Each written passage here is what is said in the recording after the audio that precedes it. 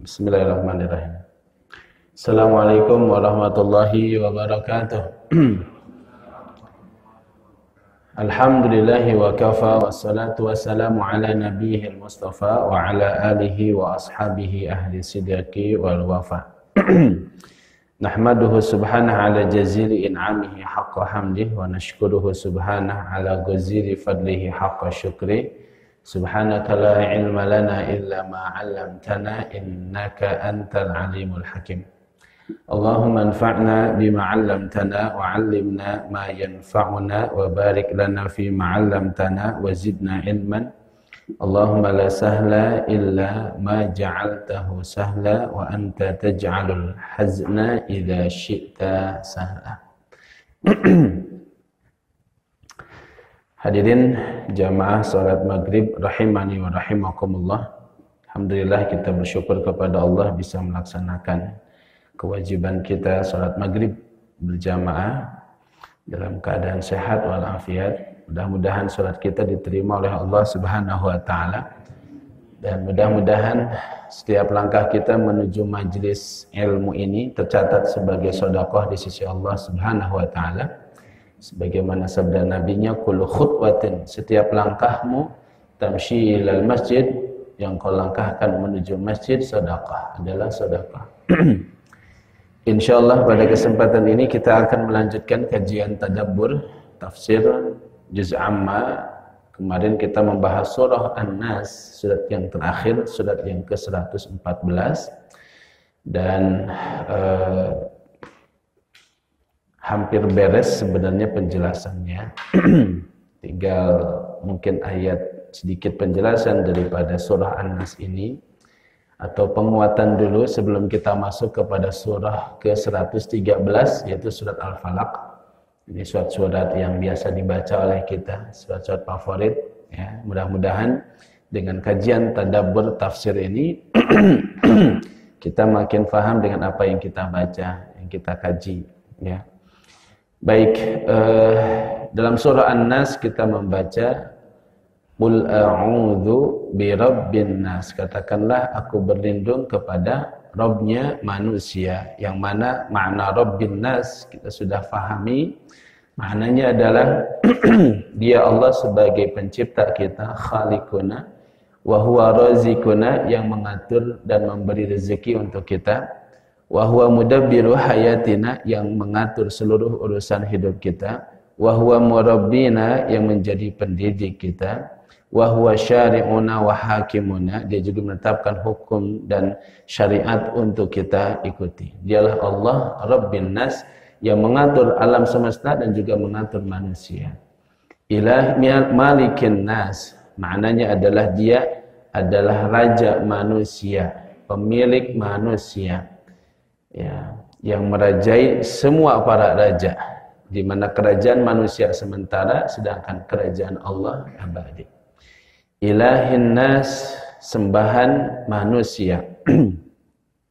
Sembahan itu banyak, tapi sembahan yang hak hanya satu. Yang diibadahi itu banyak, yang disembah oleh manusia itu banyak. Ada matahari, bulan, gunung, bintang, pohon ya. Bahkan ada yang menyembah hewan, menyembah sapi, menyembah kerbau, tidak sedikit kan. Nah, tetapi itu semua adalah ilahan batil, sembahan-sembahan yang batil ya. Adapun ilah yang hak untuk diibadahi hanya satu, yaitu adalah Allah Azza wa Jalla. Kemudian min syarril waswasil khannas, dari keburukan al-waswas ya. Waswasil khannas, waswas maknanya adalah yang membisikkan sesuatu kepada manusia ya. Membisikkan apa? Membisikkan keraguan di dalam hati manusia. Dalam bahasa Arab ada kata waswas ya, ada kata wiswas. Waswas menggunakan harokat fathah, waswas. Waswas ya, itu maknanya adalah syaitan yang membisikkan. Sedangkan wiswas itu memberikan bisikan keraguan, fokus kepada keraguan. Nah, waswasah ini, keraguan ini dihembuskan, dibisikkan oleh syaitan dalam diri setiap manusia, setiap kita, sehingga kadang kita ragu untuk melakukan sesuatu. Jadi atau enggak nih, ya, pergi atau tidak, ke masjid atau tidak, belajar atau tidak, ya, salat atau tidak, baca Quran atau tidak. Syaitan datang memberikan waswas itu, keraguan, sehingga kebanyakan manusia tidak jadi ketika mau beramal saleh. Itu yang mendatangkan keraguan itu syaitan, alladzi yuwaswisu fi sudurin nas. Dia datang memberikan bisikan-bisikan keraguan, dan syaitan memberikan puluhan bahkan ratusan alasan agar kita tidak jadi beramal, ya, tidak jadi untuk berbuat baik. Ini bisikan-bisikan syaitan. Atau kemudian kita ragu di dalam beribadah, kita ragu di dalam sholat misalnya. Dulu saya sampaikan, orang ragu sholatnya benar atau tidak benar, wudunya sudah sah atau belum sah, sudah sempurna atau tidak sempurna, sehingga ngulang-ngulang wudu, ngulang-ngulang sholat, ya. Atau kemudian lupa bilangan rakaat, ya. Bahkan lebih buruknya lagi, syaitan datang, ya, membisikkan sesuatu ke dalam benak pikiran kita tentang siapa? Tentang Allah, ya. Siapa yang menciptakanmu? Allah. Lalu siapa yang menciptakan Allah? Muncul syaitan memberikan bisikan seperti itu ke dalam benak manusia. Nah, begitulah syaitan memberikan keraguan. Nah, alladzi yuwaswisu fi sudurin nas, dia yang memberikan bisikan-bisikan di dalam dada manusia. Nah, yang memberikan bisikan itu siapa? Ada dua. Minal jinnati wan nas, dari golongan jin dan juga dari golongan manusia. Tidak semuanya jin. Kadang manusia datang menghampiri kita, memberikan bisikan keraguan. Kita yang sudah niat tuh, ya, niat untuk bersedekah misalnya, niat berwakaf, bisa nggak jadi gara-gara bisikan manusia, ya. Dia datangkan dengan beragam alasan. Lebih baik dipakai usaha, lebih baik dipakai ini, pakai itu, segala macam bisikan. Minal jinnati wan nas, baik dari golongan jin maupun dari golongan manusia.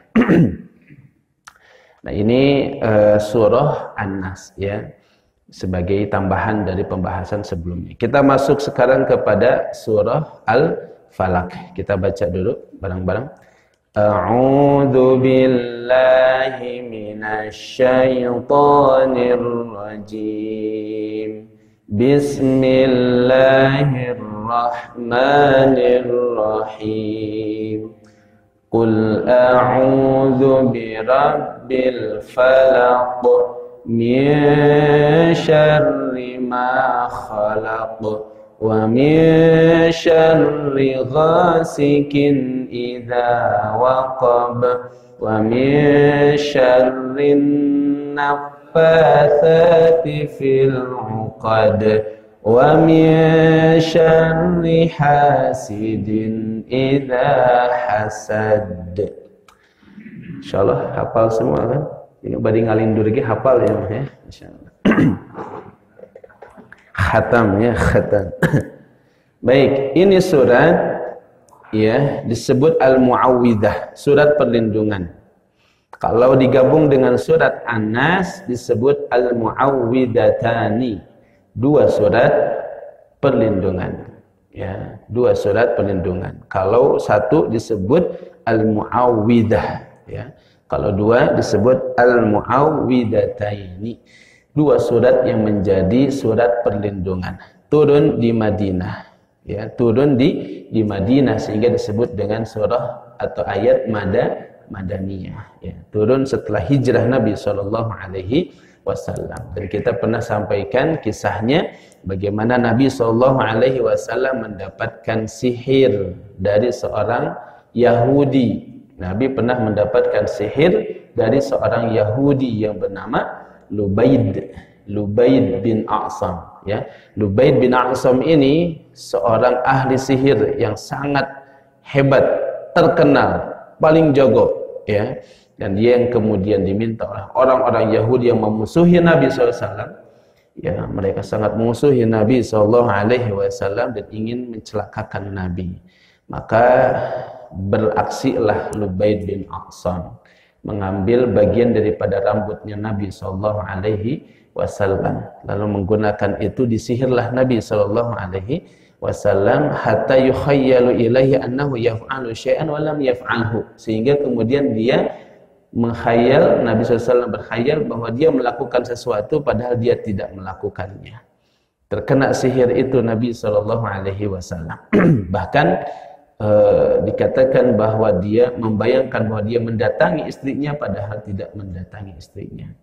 Nah, ini sihir, kisah sihir di sihirnya Nabi SAW ada dalam hadis riwayat Bukhari Muslim, ya, hadis yang sahih, ya.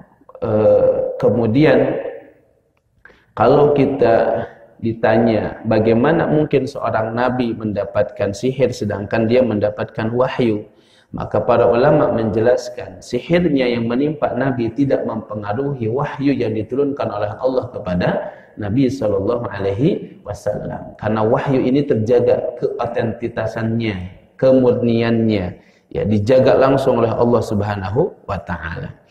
Namun Nabi adalah basyar, ini basyarun mislukum, Nabi juga adalah manusia, ya, sebagaimana manusia yang lain bisa sakit, bisa demam, bisa flu, bisa panas, ya, bisa segala macam. Nabi juga begitu, lapar, haus. Dan bukan hanya Nabi Muhammad dalam kasus pernah terkena sihir, juga adalah Nabi Musa alaihissalam. Nabi Musa pernah terkena sihir, ya. Terkena sihirnya bagaimana Nabi Musa? Ketika dia bertemu dengan suhara Fir'aun, para penyihirnya Fir'aun, maka kemudian mereka bertemu dan bertarung, ya, bertarung. Lalu kata mereka, para penyihir, alqi ma fi yadika ya Musa, lemparkan apa yang di tangan wahai Musa. Bal alqu, ya, tapi kata Nabi Musa, kalian dulu lemparkan tongkat-tongkat, atau lemparkan tongkat kalian dulu.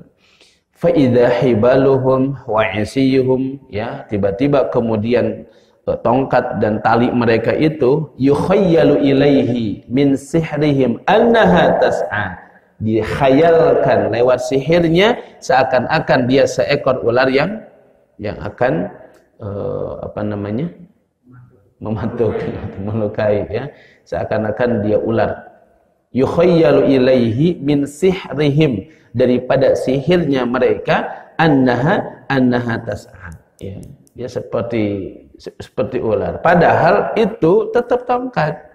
Sihirnya yang membuat pandangan orang yang ada di sekitar melihat seolah-olah tongkat penyihir itu, tali penyihir itu adalah apa? Hayyatun tas'a, ya, ular yang bergerak-gerak kita.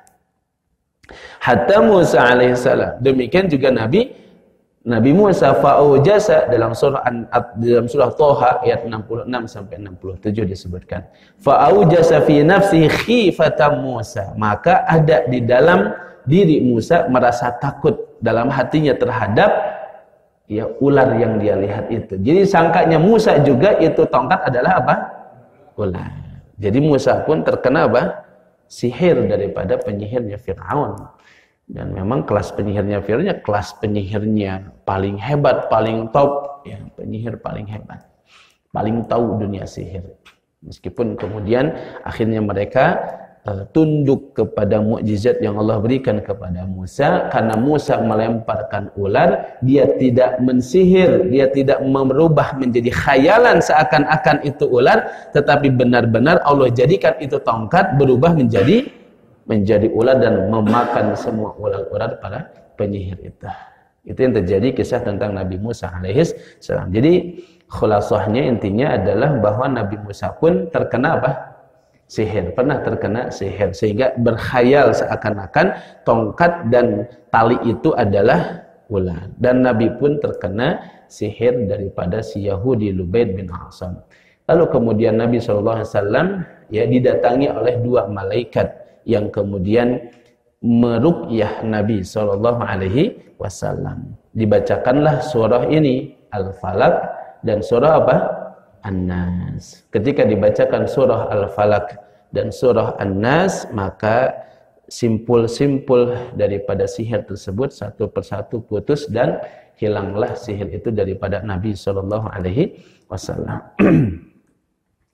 Kita masuk kepada ayat yang pertama. Qul a'udzu birabbil falaq.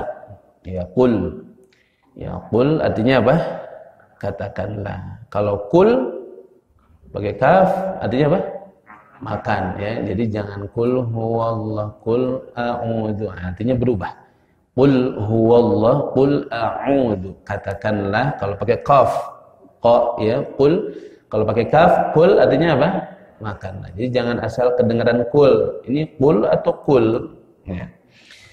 Qul katakanlah a'udzu aku berlindung ya. A'udzu aku berlindung. Aku meminta perlindungan dan pertolongan bi rabbi kepada Rabb al-Falaq ya. Al-Falaq ini apa?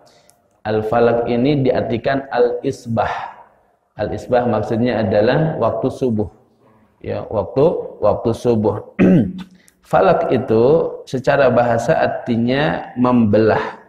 Ya, membelah. Maka disebutkan dalam Quran dalam surah Al-An'am ayat 96, falikul isbahi wa ja'alal layla sakana. Dialah yang menyingsingkan pagi, membelah pagi ya, atau membelah pagi dari malam. Jadi dibelah malam itu menjadi pagi ya. Itu falik, yaitu falak artinya membelah, memenggal waktu malam dengan apa? Waktu pagi atau siang. Juga kemudian Allah menyebut dalam surah Al-An'am ayat 95, innallaha falikul habbi wan nawa. Allah lah yang menumbuhkan habbi, butir-butir, biji-biji ya, wan nawa dan buah-buahan. Maknanya apa? Falikul habbi itu Allah menumbuhkan, maknanya Allah membelah bumi ini lalu mengeluarkan daripadanya benih-benih, biji-biji yang akhirnya memberikan tumbuhan dan buah-buahan. Ini makna al-falaq ya. Qul a'udzu birabbil falaq. Jadi makna lain daripada al-falaq itu adalah as-subhi, yaitu waktu subuh. Qul a'udzu, katakanlah aku berlindung birabbil falaq kepada Rabb yang menguasai waktu subuh. Dan waktu subuh ini adalah waktu yang sangat berat bagi orang-orang munafik untuk dia bangun ya, berat bagi mereka untuk melaksanakan salat. Athqalus salati 'alal munafikin. Salat yang paling berat bagi orang munafik ada dua. Kapan itu? Salatul subhi wa salatul isya. Salat isya dan salat subuh. Ini salat yang paling berat dilakukan oleh orang munafik. Nah, makanya kenapa kata orang subuh itu seger? Karena tidak ada nafasnya orang munafik, begitu ya. Para ulama mengatakan kenapa waktu subuh itu masih bersih? Karena tidak ada nafasnya orang-orang munafik. Orang munafik masih tidak hidup saat itu katanya ya. Nah, ini masalah kalau kita bagian dari yang suka tidur setelah subuh gitu ya. Nah, jadi Allah. Maka subuh ini adalah waktu yang sesungguhnya waktu yang sangat barokah. Waktu yang sangat barokah itu waktu subuh. Sampai Nabi punya doa khusus untuk umatnya di waktu subuh. Ya, waktu subuh ini Nabi punya doa khusus. Apa? Allahumma barik. Tuh. Allahumma barik li ummati fi bukuriha. Ya Allah, berikanlah keberkahan pada umatku di waktu paginya, di waktu subuhnya. Jadi makanya Utsman bin Affan kalau dia ingin melakukan satu perjalanan, ya satu kegiatan besar, dia lakukan waktu subuh, mengambil ini doa, ya ingin mengambil keberkahan di waktu subuh. Ya, makanya efektif kalau kemudian anak-anak santri kita waktu subuh itu dipakai untuk apa? Menghafal Al-Qur'an. Ya, menghafal Al-Qur'an. Ya, ini waktu yang berkumpul segala macam kebaikan dan keberkahan di waktu itu. Innahu kana masyhuda. Salat subuh yang kita lakukan itu termasuk salat yang langsung disaksikan oleh para malaikat. Ya, waktu subuh ini bahkan kalau kita bersedekah di waktu itu ada juga khusus malaikat yang datang. Ya, datang malaikat di waktu subuh dan berdoa. Yang satu doanya apa? Allahumma a'ti munfiqan khalafa. Ya Allah, berikanlah kepada orang yang berinfak khalafa, ganti yang lebih baik dari apa yang sudah dia berikan. Ini infak di waktu subuh, Pak. Wah, yang satu lagi malaikat satu lagi berdoa, Allahumma a'ti mumsikan talafa. Ya Allah, jadikan orang yang menahan hartanya talaf. Talaf itu artinya apa? Binasa. Jadi subuh kalau betul-betul tidak ada sesuatu yang membuat kita ya harus tidur, ya maka jangan sampai tidur. Sibukkan dengan pekerjaan-pekerjaan karena itu adalah waktu yang paling barokah. Nah, kita minta sama Allah perlindungan karena subuh itu serangannya luar biasa, bertubi-tubi gitu kan. Untuk bangun subuh saja kita diikat oleh setan dengan 3 ikatan sehingga sulit untuk bangun subuh. Niat mah tahajud, ya. Bel alarm sudah dipasang 5, ya. 5 alarm. Jam 3, jam 3:15, jam 3:30, jam 3:45, jam 4, jam 4:15, jam 4:30, ya. Akhirnya bangunnya jam 4:30, 4:45 bahkan. Ya. Alarm anak yang bunyi langsung, "Papa, bangun." Ya, anak kita yang kecil gitu. Nah, tapi memang begitu, godaan luar biasa. Tapi ketika kita bangun, 1 ikatan terputus, wudu 2 ikatan terputus, sholat 3 ikatan terputus. Setan nyangcangnya luar biasa. Makanya kenapa sampai nggak bisa bangun? Dikencingin oleh setan. Ketika supaya nggak mendengar suara adzan. Apalagi yang adzannya halimpu ya macam ciga numi warang bobok deui gitu kan. Nah, gitu. As-salatu khairum minan naum. Yang kedengarnya naum artinya tidur gitu. Makanya kalau pas as-salatu itu harusnya as-salatu khairum minan naum. Nah, naumna kudu lalahunan gitu ya.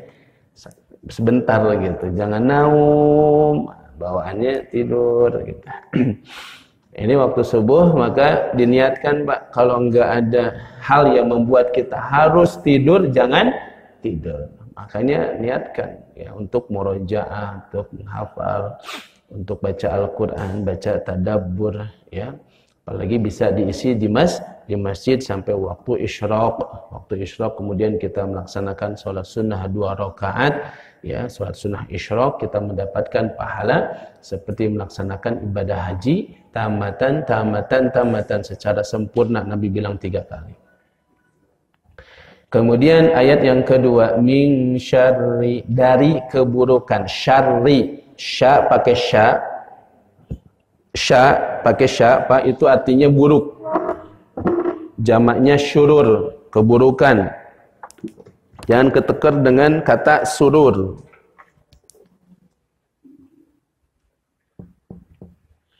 Syarri atau syurur.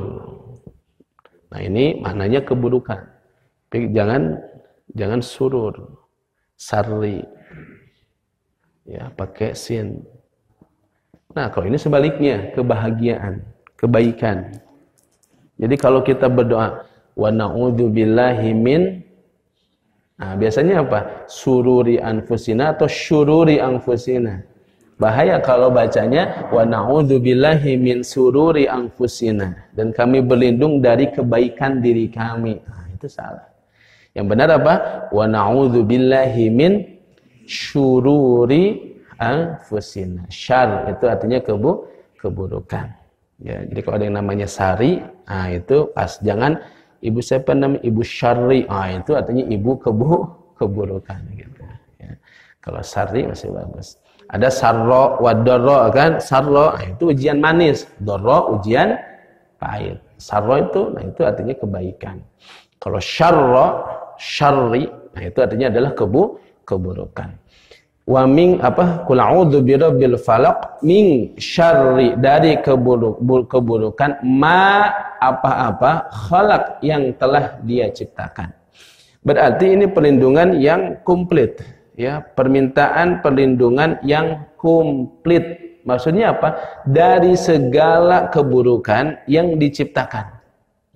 Artinya apa? Memang hakikatnya semua itu ujian dari Allah. Ada dalam genggaman Allah. Sampai seburuk-buruknya ujian itu adalah syaitan. Syaitan pun ada dalam kendalinya siapa? Allah Subhanahu wa ta'ala. Apalagi keburukan-keburukan lainnya. Baik yang sifatnya hawas, ya, artinya sesuatu yang terlihat, terindra, maupun yang tidak terlihat atau ghaib. Maka kata para ulama, makna min syarri ma khalaq, dari keburukan apa yang diciptakan, termasuk di dalamnya adalah keburukan daripada syaitan, jin, juga hewan, juga manusia, binatang, dan dari segala macam keburukan. Jadi ini betul-betul surat yang menjadi muawwidzah, ya, perlindungan betul-betul dari segala keburukan makhluknya, termasuk dari manusia yang berniat jahat kepada kita. Nah, ini pentingnya kita baca dengan ngerti itu beda dengan baca tanpa ngerti. Jadi kalau kita membaca ini surat, ya, di depan orang yang misalnya sedang bermasalah, terkena kesurupan atau apa, dibaca dengan penuh pemaknaan, akan beda hasilnya. Termasuk untuk diri kita. Saat kita baca qul a'udzu birabbil falaq min syarri ma khalaq, paham, mengerti, kita sedang minta kepada Rabb, ya, yang menguasai waktu subuh, yang menguasai manusia, yang menguasai Rabbul Alamin dari keburukan semua makhluknya. Nah, itu merasa tenang dalam hati kita. Ada tumakninah, ada sakinah di dalam hati. Kenapa? Kita mantap hati bahwa kita sedang minta dilindungi oleh Allah dari segala keburukan. Nah, keburukan-keburukan tadi termasuk adalah keburukan diri sendiri. Makanya tadi sebutkan, yang saya baca tadi dalam muqaddimah, ya, wa min syururi anfusina. Kita kan suka baca dalam muqaddimah, ya, ini khutbah aja. Innal hamdalillah nahmaduhu wa nasta'inuhu wa nastaghfiruhu wa na'udzu billahi min syururi anfusina wa min sayyiati a'malina. Ini suka ada yang ketukar-ketukar, sururi anfusina dan sayyiati. Ini suka salah. Nah, kita meminta kepada ya Allah, wa na'udzu billahi, dan kami meminta perlindungan kepada Allah min syururi anfusina, kepada keburukan diri kita sendiri, keburukan nafsu yang dikuasai oleh hawa. Kita minta perlindungan kepada Allah, karena bisa jadi niat kita baik, tiba-tiba, ya, kemudian nafsu kita yang buruk ini memerintahkan kepada yang buruk, kalah oleh syaitan. Hadirin Allah Subhanahu wa taala. Jadi di ayat yang kedua kita minta perlindungan kepada Allah min syarri, dari keburukan ma apa-apa khalaq yang telah Ia ciptakan. Ya, ini luar biasa. Kemudian wa min syarri, dan dari keburukan ghasikin, waktu malam, idza waqab, apabila telah gelap gulita. Syarri, keburukan, ghasikin, ya, waktu malam. Idza waqab, apabila dia sudah mulai mulai gelap. Jadi hadirin yang dirahmati oleh Allah, makna ghasikin, ya, makna ghasikin itu adalah malam, disebut di dalam Quran surah Al-Isra ayat 78 contohnya. Makna ini aqimis sholata liduluki syamsi ila ghasakil lail, ya, dirikanlah salat dari sesudah matahari tergelincir sampai gelap malam, ila ghasakil lail. Jadi ghasikin atau ghasak artinya malam, apabila waqab, apabila sudah mulai gelap. Ketika malam datang, maka mulailah kegelapan itu muncul. Ketika kegelapan itu muncul, muncullah berbagai macam bentuk-bentuk kejahatan dan keburukan. Dan umumnya para pelaku kejahatan dan keburukan senang dengan kegelapan. Senang mereka dengan kegelapan. Sehingga biasanya kebanyakan mereka melakukan aksi-aksi jahat itu kapan? Di waktu malam, di waktu gelap. Ya, waktu gelap ini menjadi ya seolah-olah ya waktu yang terbaik bagi mereka yang melakukan kejahatan, baik dalam bentuk berbuat jahat kepada orang ataupun orang-orang yang berbuat dosa. Ya, berbuat dosa itu seolah-olah di waktu malam ini menjadi waktu yang tidak ada yang melihat, tidak ada yang mengawasi. Ya, padahal disitulah seorang mukmin diuji muraqabahnya, merasa diawasi oleh Allah Subhanahu wa taala. Tapi itulah waktu malam, ya. Waktu malam itu menjadi waktu di mana para pelaku kejahatan bermunculan, bertebaran dan mereka melakukan aksinya. Makanya Nabi SAW juga mengingatkan, kalau sudah mau masuk waktu maghrib, waktu malam, maka hendaklah engkau memasukkan apa? Anak-anakmu ke dalam rumah. Ya. Hari ini berbeda, ya. Mau maghrib marah, mulai berkeliaran anak-anak, karek mandi, ya, wangi, bersih, gitu kan. Tapi laki perempuan naik motor, gitu. Budak SD, budak SMP, itu Masya Allah, ya. Itu pas menjelang apa? Menjelang maghrib. Jadi maghrib lewat. Saya kalau di sana, ya di Parmindo ya di Agastya, itu pas mau pergi ke Masjid Al-Falah, itu tuh pas mau maghrib tuh begitu. Bermunculan pada nongkrong. Udah mandi, udah seger gitu. Jadi mereka mulai berkeliaran malah menjelang maghrib di saat Nabi memerintahkan kita untuk suruh mereka masuk ke dalam rumah anak-anak. Kenapa? Di situ syaitan berkeliaran. Ini keadaan kita yang berubah. Hadirin Allah Subhanahu wa taala, maka kita berlindung kepada Allah dari keburukan malam apabila dia mulai menjadi gelap. Kemudian wa min syarrin naffatsati fil 'uqad. Naffatsat artinya apa? Yang suka apa? Menghembuskan, ya, menghembuskan apa? Fil 'uqad, dalam buhul-buhul. Naffatsat artinya nafas tuh gini nih. Nah, itu nafas apa? Yanfus, ya, meniup tapi kayak meludah tapi tidak ada ludahnya, nafasat. Nah, gitu. Ya, kalau kita misalnya lagi sholat, kemudian ada gangguan-gangguan, ya, kita merasa diganggu tuh, lalu kita baca isti'adzah aja dalam hati, a'udzubillahi minasyaitonirrajim, wa yanfusu thalatsan marrati la yasarih, dan dia yanfus begini. Nah, gitu. Itu namanya nafas. Ya, tapi jangan terlalu ke atas, Pak. Ada orang di sampingnya, ya. Oh, jangan gitu ya. Sampingnya, Pak. Ah, gitu. Ya, itu caranya. Itu nafas namanya. Nah, jadi apa istilah kita apa ya? Meludah tanpa ludah bagaimana? Apa itu istilahnya, Pak Haji?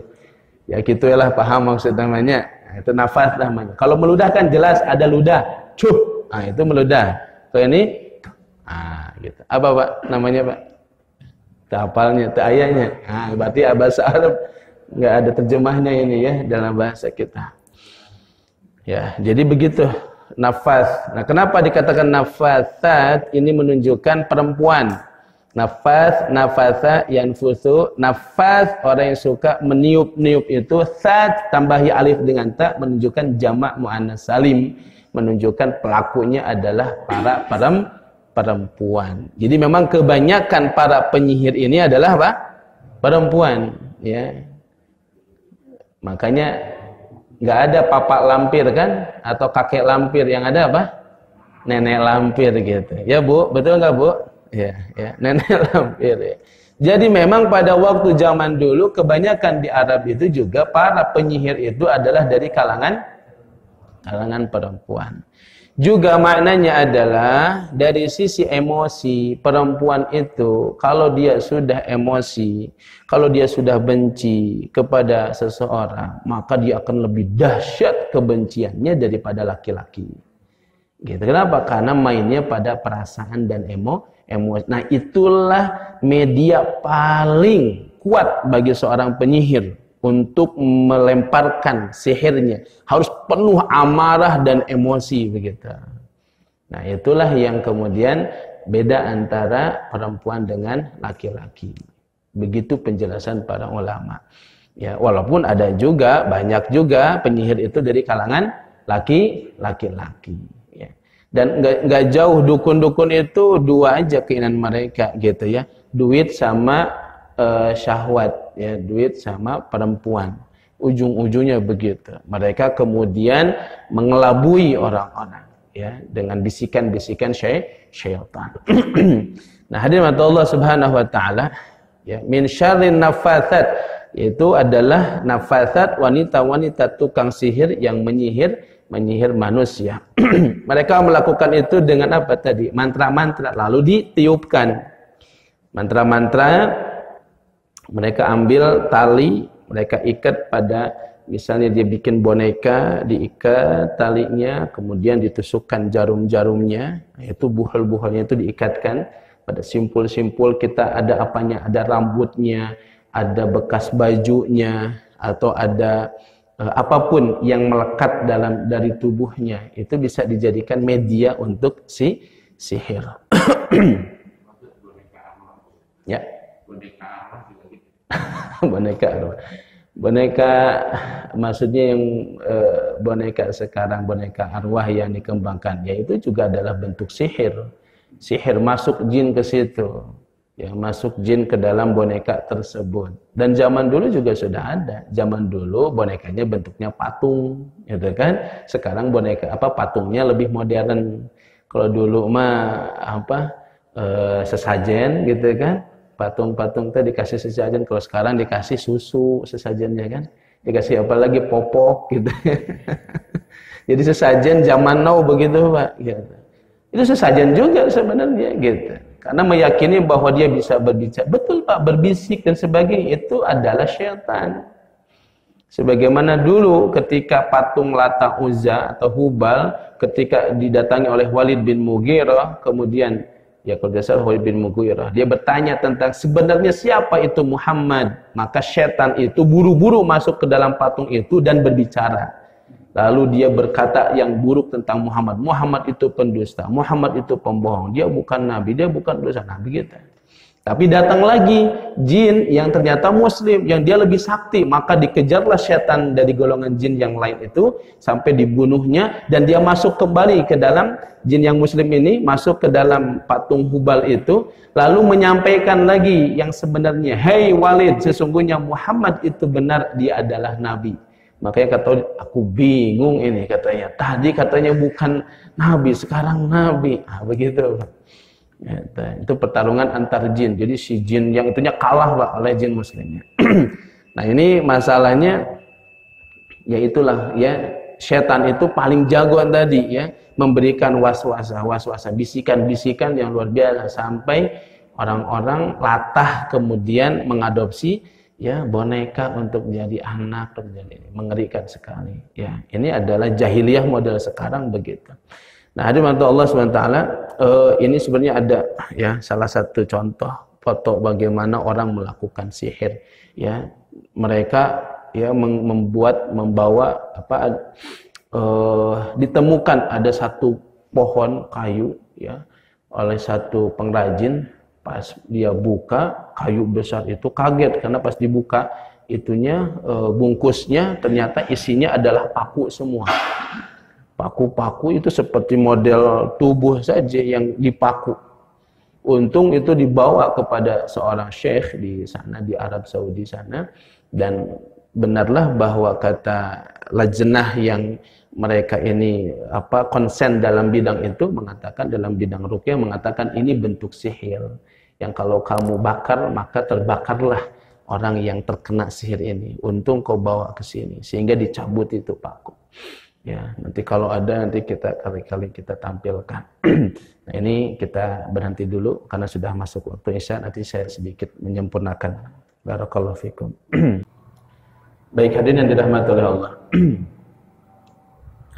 Jadi di ayat yang keempat dalam surah Al-Falaq ini kita meminta perlindungan kepada Allah min syarri, dari keburukan, an-nafatsat, dari para penghembus, ya, para penyihir perempuan yang suka menghembuskan mantra-mantra, meniupkan mantra-mantra fil uqad pada buhul-buhul yang mereka buat. Ya. Nah, jadi kita nggak tahu, bisa jadi ada orang yang mungkin melemparkan sihir kepada kita karena satu masalah, karena ada pertengkaran, perkelahian, dendam dan lain sebagainya. Bisa saja orang kemudian larinya ke sihir, mereka melemparkan itu. Nah, di sini menjadi wiqayah. Maka ini surat wajib dibaca setiap pagi, setiap petang, bahkan setiap ba'da sholat. Nah, kita lebih paham lagi maknanya dan kita lebih mantap ketika membacanya. Karena bisa jadi keburukan itu datang tanpa kita tahu. Ya, maka kita minta perlindungan kepada Allah, ya Allah lindungi saya dari keburukan nafasat, ya, para perempuan penyihir yang meniupkan mantra-mantranya. Nah, ketika membahas tentang kata nafas, yaitu meniupkan, maka sebagian orang ya mengatakan bahwa ketika kita meruqyah itu tidak boleh untuk meniupkan, ya, daripada ruqyahnya itu. Jadi biasanya kan kalau kita meruqyah diri sendiri saja, kalau kita meruqyah diri sendiri, ya, misalnya kita mau tidur, kita meruqyah kan, apa yang dilakukan? Nah, itu nafas namanya. Ya, nafas. Lalu kita baca surah, ayat kursi, al-ikhlas, al-falaq, an-nas, begitu ya. Lalu apa yang kita lakukan? Diusapkan ke seluruh tubuh kita. Nah, itu juga ruqyah mandiri, ya. Itu mandi ruqyah namanya, ya. Seperti mandi ruqyah, berarti mandi doa kita. Diawali dengan, makanya Imam Al-Qurtubi membantah orang yang mengatakan tidak boleh meniupkan ketika meruqyah. Ya, itu ada sebagian yang berpendapat demikian. Kenapa tidak boleh? Karena menyerupai dari para an-nafasat yang disebutkan dalam ayat ini, para penyihir yang kelakuan mereka suka meniupkan mantra-mantra itu. Tapi Al-Qurtubi membantah karena Nabi pun melakukan itu, gitu.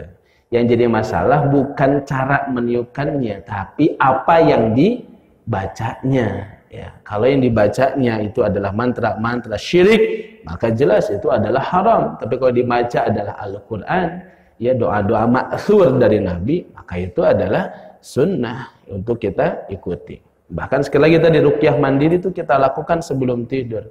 Jadi kalau ditanya amalan yang paling banyak sunnahnya, itu amalan sebelum tidur, Pak. Tapi rata-rata kita kalau mau tidur dubsep saja, gitu kan. Apalagi sudah lihat kasur, gitu kan, langsung keler ya. Apalagi ya kaum pelor ya, sekali nempel molor langsung. Nah, maka sunahnya begitu, Pak. Kebutan heula kan gitu ya, si kasur itu. Kemudian mandi ruqyah dulu, belum baca bismika, belum baca ayat kursi, belum baca al-ikhlas, falaq, an-nas dan lain sebagainya. Ini sebenarnya perlindungan juga di waktu malam, karena di waktu malam ini bermunculan juga termasuk binatang-binatang yang bisa mengganggu kita. Nah, dengan doa-doa ini menjadi benteng perlindungan. Nah, maka sekali lagi boleh tadi ya kita menafas tadi, meniupkan, ya, termasuk ketika kemudian kita meruqyah seseorang. Kemudian di ayat yang terakhir adalah wamin, dan dari syarri keburukan hasidin, orang yang hasad. Idza, apabila hasad dia hasad. Apa itu hasad, Pak? Dengki. Apa itu dengki? Hasad. Apa itu hasad? Dengki. Itu sinonim itu berarti ya.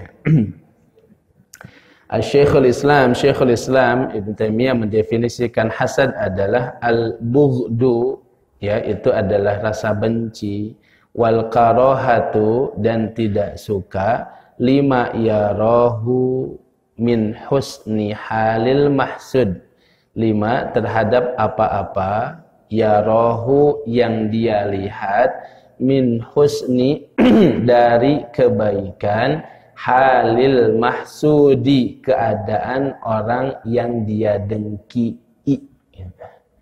Ya, ada dengki ya. Jadi cukuplah hasad itu sekedar benci dan tidak suka pada kebaikan orang lain.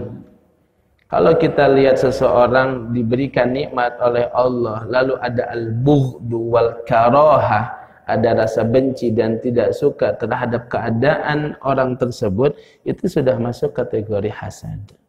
Meskipun kita tidak menginginkan orang itu kehilangan nikmat tersebut, itu sudah cukup, kata Syekhul Islam, masuk kategori apa? Hasad. Apalagi kalau sampai kita menginginkan agar nikmat orang tersebut apa? Hilang. Apalagi kalau sampai berharap agar nikmat itu hilang dari dirinya, lalu berpindah kepada dia. Oh, itu lebih parah lagi. Hasad levelnya bertingkat-tingkat begitu.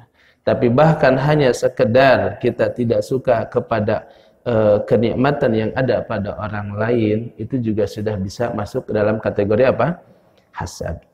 Nah, memang masalahnya hasad ini, kata Ibnu Rajab Al-Hambali rahimahullahu ta'ala, dia hampir ada pada banyak orang, pada setiap orang bahkan. Ya, bisa ada pada diri kita, Pak. Bisa ada pada diri kita. Ya, kata Ibnu Rajab, al-hasad markuzun fi tiba'il bashar. Dia bisa ada dalam tabiatnya bashar, manusia. Wa huwa anna al-insan yakrahu ay yafuquhu ahadun min jinsi fi syai'in minal fadail, yaitu ketika dia tidak suka kalau ada orang lain melebihi dia dalam hal-hal keutamaan. Dia tidak suka kalau ada orang yang lebih baik daripada dirinya. Nah, itu apa? Tabiat hasad. Nah, maka oleh karena itu bedanya orang yang mulia dengan orang yang tercela adalah sebagaimana disebutkan, al-laim yubdih wal karim yukhfi. Orang yang tercela, dia menampakkan hasadnya itu, menampilkan hasadnya, kedengkiannya itu ditunjukkan. Ini orang tercela, ditunjukkan dengan sikap, dengan sorot mata, dengan ucapan, dengan perbuatan-perbuatan dia terhadap orang yang dia dengki tadi itu. Ini laim namanya. Laim artinya orang tercela. Wal karim yukhfi. Adapun orang yang mulia, muncul itu hasad tapi dia menyembunyikan di dalam hatinya. Di dalam hati cukup gitu. Jadi ketika muncul cukup hanya di dalam hati dan selesai. Adapun orang yang laim, orang-orang yang tercela, maka dia menunjukkan. Ada kadang Pak begitu, ya. Tidak masalah. Yang jadi masalah itu ketika ditunjukkan. Tapi kalau ada tiba-tiba, ya, ada rasa tidak suka kalau ada orang itu kemudian mengungguli kita, bisa muncul itu. Tapi orang yang mulia adalah apa? Menyembunyikan di dalam hatinya. Nah, maka para ulama menyebutkan bahwa ini hasad disebut secara khusus dalam Quran surah Al-Falaq ini untuk menunjukkan buruknya sifat hasad. Ya, buruknya sifat hasad, dan hasad itu ya yang membuat iblis laknatullahi alaih tidak mau sujud kepada Adam. Kenapa? Karena dia tidak mau ada yang lebih baik daripada dirinya. Sedangkan Allah ingin menjadikan Adam sebagai pemimpin, sebagai khalifah di bumi. Dia ingin agar yang jadi khalifah itu adalah iblis, maka dia tidak mau, dan sampai dia diusir dari surga, dan bahkan dia lebih rela untuk diusir dari surga daripada mengakui dirinya dan untuk tunduk kepada perintah Allah dengan sujud kepada Adam. Bahkan hasadnya iblis sampai-sampai bukan hanya sampai di situ dosanya, tapi dia berjanji kepada Allah untuk menyesatkan semua anak keturunan Adam. Ini saking dengkinya, orang nggak suka sama seorang, pokoknya 7 turunan, oh gitu loh. Ya, 7 turunan, ya, dek dibabat gawe kan gitu. Saking apa-apanya itu, iri, dengki, hasad, gitu. Nah, iblis seberapa turunan berarti itu, gitu kan? Pokoknya la ughwiyannahum ajmain. Saya akan sesatkan seluruh anak keturunannya Adam. Memang benci banget iblis kepada Nabi Adam dan anak keturunannya Adam. Benci sekali syaitan itu. Saking bencinya, dia rela untuk dikeluarkan dari surga, selamanya dalam neraka. ya. Dan dia sudah berjanji kepada Allah, aku akan sesatkan seluruh anak keturunan si Adam itu. Nah, kira-kira begitu. Itu syaitan, iblis. Dan dia tahu ini penyakit sebenarnya, tapi dia tularkan kepada manusia. Maka jadilah ini penyakit menular kepada anaknya Adam yang pertama, yaitu siapa? Qabil. Ketika dia juga muncul penyakit hasad kepada siapa? Saudara yang bernama Habil. Ya, Qabil dia hasad kepada Habil. Ya, kenapa hasad? Karena Habil menikah dengan saudarinya, sedangkan dia berharap dia menikah dengan saudarinya sendiri yang dia anggap lebih cantik. Lalu ketika disuruh bersedekah, ternyata sedekah Habil yang diterima daripada sedekahnya Qabil. Nah, penyakit hasad itu muncul sampai apa? La'aqtulannak, saya akan bunuh kamu. Coba bayangkan, sampai saudara membunuh saudaranya sendiri gara-gara hasad. Muncul pula kepada anak-anak para nabi yang lain, sehingga Nabi Yusuf alaihissalam didengki, dihasadi oleh saudara-saudaranya, sampai dibuli, difitnah, lalu dilempar ke dalam sumur. Itu gara-gara apa? Hasad. Dan kita begitu, ya Allah. Makanya ini penyakit yang berbahaya. Penyakit yang berbahaya. Penyakit ini yang harus kita minta sama Allah perlindungannya. Penyakit hasad, baik hasad dari diri kita maupun hasad dari orang lain. Di hasadnya orang lain bisa begitu. Dan kata Ibnu Qayyim, hasadnya dalam makna ini bisa dua, hasad minal jinnati wan nas. Bukan hanya hasad daripada manusia, tapi juga hasad daripada jin. Jin juga bisa hasad. Gitu. Jin juga bisa hasad. Nah, ada hasad yang dibolehkan di dalam hadis Nabi yang ulama menyebutnya sebagai ghibthah. Ghibthah ini adalah hasad yang dibolehkan. Kata Nabi SAW, la hasada illa fi isnatain. Tidak boleh hasad, jangan hasad kecuali pada dua keadaan, dua orang. Siapa yang boleh kita hasadi? Yaitu rajulun atahullahu malan, kepada seseorang yang Allah berikan kepadanya harta, kekayaan, fasallatu ala halakatihi fil haq, lalu dia habiskan harta kekayaannya dalam kebaikan. Ya, maka kita boleh dengki dalam arti apa? Ingin seperti dia, bukan berharap kehilangan rezeki orang itu, bukan, tapi ingin seperti dia dalam hal punya banyak harta, dan dalam hal dia menggunakan harta itu dihabiskan untuk kebaikan, untuk sedekah, infak, wakaf dan sebagainya. Ya, adapun kalau cuma pengen kayanya saja, itu bukan ghibthah, ya. Itu bukan ghibthah. Nah, itu yang pertama. Yang kedua, warajulun atahullahu hikmah fahuwa yaqdi biha wa yu'allimuha. Yang kita boleh ghibthah adalah kepada seseorang yang Allah berikan kepadanya ilmu, yang dengan ilmu itu dia amalkan dan dia ajarkan. Jadi ghibthah itu kepada dua orang. Satu, orang kaya yang dermawan, yang menghabiskan hartanya di jalan yang hak dalam kebaikan. Yang kedua, kepada ahli ilmu yang menggunakan ilmunya, mengamalkannya dan mengajarkannya. Nah, ini baru boleh kita hasad. Istilahnya untuk membedakan dengan hasad yang dilarang, diistilahkan dengan ghibthah. Makanya Fudail bin Iyad mengatakan, al-mu'minu yaghbit.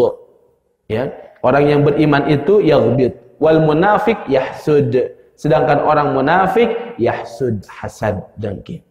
Dan gara-gara hasad ini pula Abdullah bin Ubay bin Salul menjadi gembongnya munafik di masa Nabi SAW yang menebar fitnah kepada Nabi, sampai muncul ada satu peristiwa yang disebut dengan hadisul ifk, berita dusta, di mana istri Nabi yang dimuliakan oleh Allah dan Rasulnya dituduh berzina.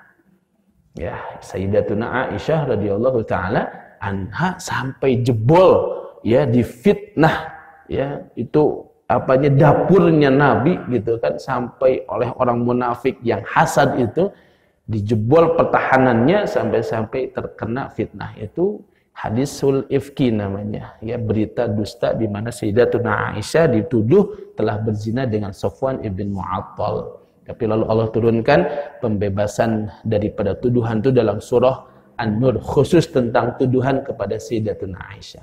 Intinya bahwa hasad itu bisa melahirkan luar biasa perilaku yang bahkan aneh.